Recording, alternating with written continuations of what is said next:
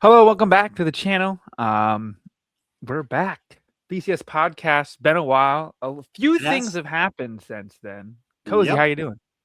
Doing great. How are you doing? Now, look, man. There was about a 24-hour period where it was like we might never see Cozy again. Basically, good or bad. There was a few times where I checked in. And I'm like, are you actually going to be okay? But we'll handle that later. Yeah. Um, but other than that, how we doing? It's now it's been a very stress-free week, very relaxing. But we got some basketball to discuss. I mean, there's a team that's trying to get into the tournament, and there's a team that's already probably a number one seed locked up. So our teams are kind of heading in different directions. Yeah. Michigan last night clinched a piece of the Big Ten title. Um, you know, I think we're going to beat Wisconsin or Illinois this upcoming Friday. Just seemed like a game was good bounce back by then. But between that and then you got Iowa and then at Michigan or home against Michigan State. So what we need to happen, we being Michigan, is you got to win at least one of the next two games, or Illinois loses one of their next two games. The easiest solution is just beat Illinois, so we can hang the "Just Us" banner in Michigan State's face. Now, people are saying that people like me propagated this narrative: Big Ten tournament was more important than the Big Ten regular season. Now I'm being told by Spartan fans the Big Ten regular season isn't that good. So pick a narrative. Obviously, we were jokingly doing it the opposite way. It was easy, but um, I'm not even kidding, and I know this will probably get clipped. I actually think it's harder to win the Big Ten tournament than it is the Big Ten. The way the league is, because I'm a big like play like the rest of a rusting. Like I hate resting. So for lack of a better term, you get a guy like Bruce Thornton that can just take over games, and you get Ohio State like coming off like not resting like a double bye. You're off for like what, a week when you're used to Yeah. playing 2 to 3 games a week. I think that screws everything up. But that's just me. So, but we'll get there going forward. Again, Michigan just lost to Cozy's Duke, one of his teams, and it was funny because it caused World War III amongst the Michigan chat. Granted, for lack of a better term, I was jester maxing the whole chat because Michigan said earlier in the week that they would not play in Philadelphia, or sorry, would not play in Buffalo. They prefer to play in Philadelphia if they're number one overall seed. So I was acting out of extreme rational self-interest and greed and said that I want Duke to win because then I could probably go to a game in Buffalo if everything holds out. But um, God forbid I try to be fiscally responsible with my teams for once in my life. I'm sure that goes for you as well. So Oh yeah. that was that. The game itself was actually awesome. I was able to be funny and be like, "Wow, we're getting a great whistle, us Blue Devils." Hashtag brotherhood. But it was, I don't know, it was a very fun game. It was the first time in a long time where Michigan obviously has lost. Where the other team was better than them. I don't want to do the lazy thing that oh, Wisconsin wasn't even better than us. Like they just hit every shot, and like we had a bunch of shots we missed. I know that's lazy, but like Duke, we kind of got like abused. Not that it like felt good. That's gonna sound crazy. But like this team kind of needed it. They're reading a lot of the headlines themselves. Yaxel can be a little off-putting to opposing fans. But again, he's just a kid. I know like he is 23 and that's the whole bit is he's not a kid, but they're all young. You don't get any media coverage before. This is his first year where anyone's giving a shit of what he thinks or what he does because he's at freaking UAB and some community college in Arizona. Um, Yeah. but to me, he's a young in the spotlight sense. So Elliot could do obviously UNC transfer. He was kind of doing the whole we're playing Duke thing. I'm a UNC guy too much. Like he just sucked, and Dusty refused to pull him out for Kaysen, which is mildly infuriating. But it is what it is. Lost in all that was Illinois losing on a buzzer beater to UCLA, making Michigan have a 2-game advantage in the Big Ten. So we would have to lose out and they'd have to win out for us to not have the Big Ten title outright. So And that obviously helped when you beat the hell out of beat the hell out of Purdue in their court.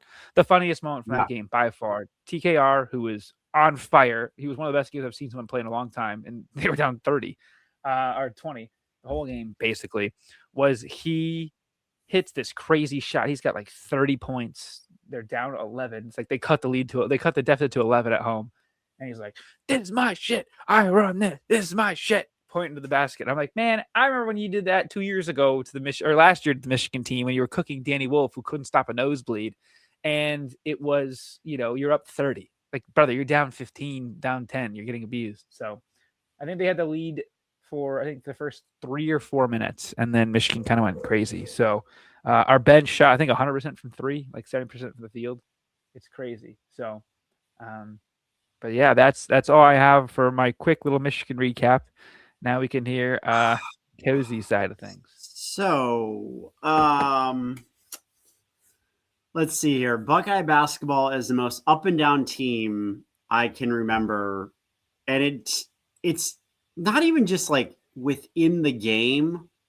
It's like even during the week, it's like up and down. It's like we don't know how to play on a weekend, like a Friday or Saturday or Sunday. We have lost every single game on Friday, Saturday, or Sunday. We win every game during the week. Now, granted, this also does come about because we did have to play Michigan, Virginia, Michigan State on a weekend, Wisconsin on a weekend. And our other game, I think we actually played Michigan on a Thursday night the first time at Michigan. Or was that a Friday night too? That was a Friday night as well. Yeah, it was a Friday night. Friday or Thursday, yeah. And then we played you guys on Sunday. So every other game we're winning. During the week, we play great. And we look like everyone gets their hopes up. Like, I mean, we shot the lights out of the basket against Wisconsin. And I thought, man, this is like, especially after you played Virginia and you just couldn't make a basket for 8 minutes. And you end up losing that game in just dramatic fashion in Nashville. And then you go to Sparty and it's like, the first half, I was like, okay, when is this going to like just be a crash and burn? And then, of course, it was. And now, granted, right now, we do have injury bug. We have Mobley out. I actually completely even forgot Royal wasn't playing against Michigan State. But Bruce Thornton took over. He had to take over. He has no help. He has no help. I'm not going to criticize any player specifically just because we're doing bad. But I'll just say this. There is sometimes with the effort there, with a lot of the guys on this team is not there. And it kind of falls back into coaching. And I know we don't want to ruin our nice recruiting class we have coming in. And you don't want to fire the coach because of that. But at the same time, I'm kind of like looking at it. I'm like, this team doesn't make the tournament, then you can't bring him back. And looking at the schedule, I mean, you got Iowa, you got Purdue, you got Penn State, you got Indiana, 2 out of the 4 at home. We're probably not going to beat Purdue at home is my guess. That would pretty much punch our ticket in. I think tonight is a really good measurement and test. It's a 9:00 tip at Iowa. Even when we were good, Iowa always gave us struggles. They have a very good home court advantage. I don't even know what to think, to be honest with you, because you never know which team you're going to get. And you could get the same team within the same 40 minutes of the game. You could get this outstanding team and then the team that just doesn't know how to shoot within the same 40 minutes of the game. So it's a Dr. Jekyll, Mr. Hyde kind of thing, and you don't know who you're going to get. So I'm just going to say, I don't know if we're going to make the tournament. If we do, great. If we don't, our season's over because we're not going to the Crown. And that's a whole nother issue and a whole nother 30 minutes we could spend on talking about how bad the Crown is and how you can't go to the NIT now if you're not the Big Ten, like, 5th team out of the tournament. So we're never going to have NIT teams anymore. the Crown automatically takes 2 Big Ten teams, and pretty much they've said if Ohio State doesn't make the tournament, I'm assuming Michigan's on the same level there. If one of us doesn't make the tournament, the Crown's like, oh, you're coming to Vegas. You're playing in our tournament because it's numbers and ratings and things like that. So, but yeah, I mean, it's such a roller coaster team. I mean, we're up and down, up and down, up and down, win, loss, win, loss, win, loss, win, loss. And it's just, I'll just say this. I would like to look at it like this.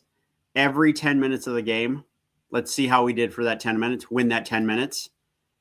And I feel like the coaching staff is just not building like that. The coaching staff is just like crazy and nuts about it. And I don't know, they know what they're doing.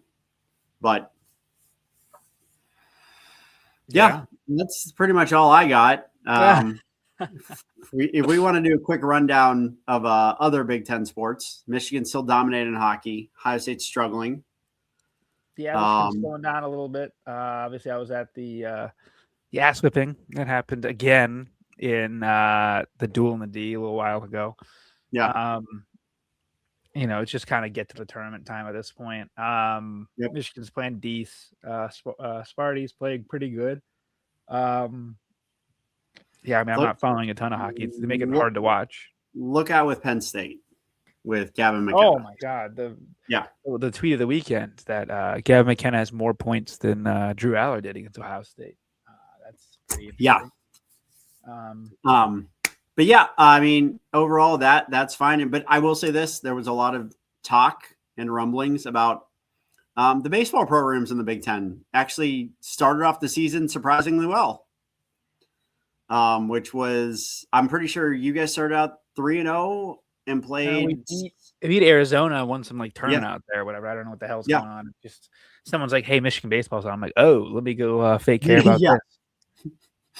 Full disclosure here. But yeah, it's we're starting to wind down. March is coming up, but kind of we haven't done a podcast in about a month. And there was something kind of big that happened, the Olympics. Yes, I'm wearing my little Team USA from back in the day. Obviously, Cozy's got his USA on, and it would be an injustice to everyone involved if I didn't let Cozy have the floor. So by all means, Cozy. Okay, so first off, USA women's hockey beats Canada. It was amazing. Hillary Knight getting the record-breaking goal to tie the game up, and then they score in overtime on one of the filthiest goals I've ever seen. I'm saying, it's a highlight reel goal, let alone the moment. And then you just see one of the Canadian players is just face down on the ice while we're just celebrating. She's throwing her stick up in the air, and it's just great and crazy. I will give props here. So for those of you who watched the hockey tournament, there was a quarterfinal matchup against Sweden, and Blake was texting me on the side, and we have a Discord, and he goes, "You sound like you need someone to talk to. Do you want me to jump in?" I'm like, "Yes." And he was actually in Discord when Sweden tied it with like 1:30 left, and I think he got a little nervous on the other side. Because, you went silent, and I got very concerned for your well-being. Yeah. And we continued to watch. There was a few other people in the Discord, and I was trying not to spoil it. And then Quinn Hughes just scored, and I just like held it in for as long as possible. And then there was just this loud scream and yell on the other end. And I actually got, because I could feel my heart beating out of my chest, I got my heart rate monitor and like put it on my finger just to check. And it was like 146 beats per minute. And I was like, yeah, kind of. That's kind of what this was about. But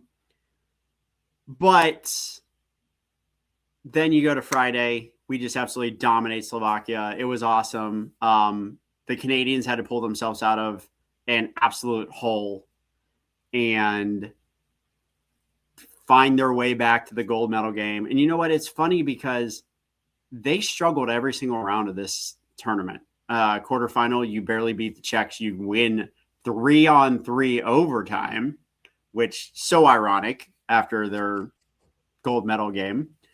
Comments, but no, I mean, you literally fight your way back. You tied with the Czech. You win it in overtime. Then you find your way back, and you get this just, I don't know if it should have been called in the moment, kind of penalty, but the referee did not see the penalty, and McDavid just went like, where was McKinnon? McKinnon just turned around and was just like, come on, penalty, hit me in the face. And they gave him a 2-minute penalty. Yeah, I mean, it was just crazy, but I think it was the matchup that everybody wanted. And clearly here in America, everybody wanted it. The viewership was through the roof. I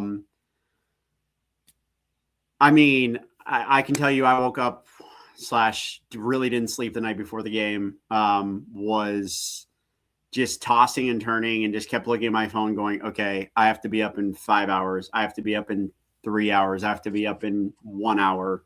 And when it was 1 hour, I was just like, you know what? I'm just going to get up and I'm just going to like get ready. Went to a bar, met some hockey buddies. We kicked it for about 20, like there was only like 20 minutes before puck drop when the doors opened. So it was like super quick. And then you're like not even a shot on goal. And Matt Boldy just has like this unbelievable, crazy nuts breakaway where he splits the defenders and puts it in. It's like 1-0. And it's like, okay, we're going to do this. Like, and then you got to the second period and you had it tied at 1. And then all of a sudden there is a 5-on-3 and you are just like, oh my God. Like 5-on-4 initially. And you're like, uh-oh. Yes. And you're nervous. And then we take 16 seconds into the penalty, a tripping. And it's just like, oh my God, there's no way we're getting out of this. The pure enjoyment of watching them also just be like, how are we not scoring a goal? Like, how are we not doing this? And their power play just failing. That was, I mean, you had McKenna, McDavid, McCarr, Celebrini on the power play. Bennett. I mean, Reinhardt, right? Too, yeah. Reinhardt. Yeah. I mean, dude, the backup unit could be better than any you could put together. Yeah. I mean, they were throwing like top 5 out of the top 10 players in the world. They had like 5 of them on this power play. And it's like, and then you got like people like Brock Nelson diving to get it out of the zone. JT Miller fucking clearing it down the ice. And it's just like, what is going on? Like and then you get out of it and then Canada still controls the puck. And it's like, come on, guys, we need to control the puck. Like we need to rely on our defensemen to carry the puck up the ice because those are our best puck handlers. And then you got to the third period and I watched at a bar. And I think at one point, I think I was just texting you and I said, I'm about to throw up. Like I think I even said, I need to put the phone down because I can't like pay attention to the phone or I'm going to throw up. And I had people who were watching with me, and one of my buddies, his wife was watching with us, and she said after the game, she goes, I thought we were heading to the hospital. She goes, you and one of the other people watching with us, she's like, you both were like flushed. You look like you had seen ghosts. Like, I thought you guys were going to puke. She's like, something was definitely not okay health-wise with both of you. And I was just like, yeah, I got really nervous because all I could think about was 2010 all over again. Yeah. And how they kept showing the damn clip, like for no reason. I know. Anytime, even when we weren't even in overtime, they'd just be like, hey, remember this moment? Yep. It's like, what the hell? And then you have, when I literally have seen the clip plenty of times, 10:50 left, and McKinnon misses a wide open. Like he makes that 999 times out of 1,000. And when that happened, I kind of got this little thing about like, I was like, okay, something from above is happening. Like there are other greater powers that are going on here. Then you have the Tays, who should have put it wide open home, and Hellebuck just gets his stick on it. And then it's like, okay, we're in overtime. And now you have undoubtedly, out of the top 5 players in the whole world, you have 3 of them on the ice for Canada. And that's when we get the golden goal from no other than Jack Hughes, which, I mean, so fun fact, by the way, the tooth that got chipped or whatever, that is also a fake tooth of his, because he has already lost that tooth. Yes. That's funny. So basically he got that, but it also like definitely like caught him somewhere else, because he was full bloody mouth and everything. But not only that, then you have Zach Werenski just absolutely body McKenna, get the puck to a wide open Jack Hughes, and you can see down the ice Makar just like loafing it down the ice, like not even giving it the full effort, and you score the goal. And it's just like, and then by the way, then there's Larkin also was in the zone. If we don't score that goal and Bennington gets a kick out, they have a 2-on-0 back the other way. Larkin was at mid-ice, because he had a funny interview after the game where he's like, people aren't giving me enough credit for being, being back just in case. Well, thank God he was, because it is crazy. It was a crazy ending. And then the post-game celebration, the celebration here in America, all of the things combined, like everything that's went on. Canada is very salty. But to not get too emotional about it, I debated on doing this, and I'm going to do it. Like, I think a lot of us in the hockey community are very thankful to our parents who got us involved in the sport. And it means a lot. And I didn't even get involved in ice hockey until I went to Ohio State. But like, to have roller hockey since I was 6, like, to put it in perspective, I just turned 37. I played roller hockey, or I've had a hockey stick in my hand for 31 years. And it was not my main sport. Football was, but it's now this community to where now I'm coaching ice hockey on the ice, part of USA coaching program, and helping out 6 to 8-year-olds. And now I can go in there and say, hey, do you see that flag? It's the American flag. Oh yeah. It's right next to the Canadian flag. Yeah, we have the gold medal now. Like, I can look up there every time now for the next 4 years and go, we're the best. We are the best hockey country in the world right now. And like, you can't even argue it. Men's won, women's won, and they beat Canada to do it, who everyone thought they were. So it's like, it's very appreciative to that. It's a very tight-knit community. And I think it's going to, this only helps out the community, because you can't tell me that some little kid on Sunday morning wasn't sitting in front of his TV going, hey, I want to be just like Jack Hughes. I want to be just like Matthew Tkachuk, Brady Tkachuk, Connor Hellebuck. Like, I want to be Team USA now. But yeah, I'm going to stop before I end up crying. But yeah, there were a lot of tears of joy shed on Sunday. And there have been a lot shed since then. I'm still not totally acknowledged or whatever has happened. And now we're going to get the NHL return tonight, with all these players going to get announced tonight. Tomorrow, I know the Jackets play on Saturday, so Werenski's going to be there for his first home game back. You're going to see about a week of this, of everybody probably not calming down about it. And for the next 4 years, probably not calming down about it. So, but had the floor at it. Yeah, I mean, that's nothing much really for me to add there, obviously. You know, I've been retweeting everything I can, because it's just all that is incredible for me. And I just think that, I mean, the funniest video I cannot get over is they played the Star Spangled Banner in the club, and even the strippers are standing up, like, singing with their hand over their heart. I'm just dying. It's just, you just couldn't draw it up, man. This thing, man, this thing of our sports. Yeah. And you know what? It's one of those times where, like, we were actually on the same side. Like, yeah. we're very never often. going to be on the same side cheering wise normally. Like, Mm-hmm. and it was like I said, if it was against Finland, it would have been great if we won, but it would not have been the same. The whole meltdown now from the Northerners is just hilarious. Yeah, it really is great, and I can't get over how good it's been. So, I think that's pretty much it. Yeah, I don't know if we have anything pretty else. much. No, Yeah, but I mean, I guess that's kind of all we got. So, thank you all for watching. Please like and subscribe, and I guess we'll see you guys next time. Oh, peace. USA.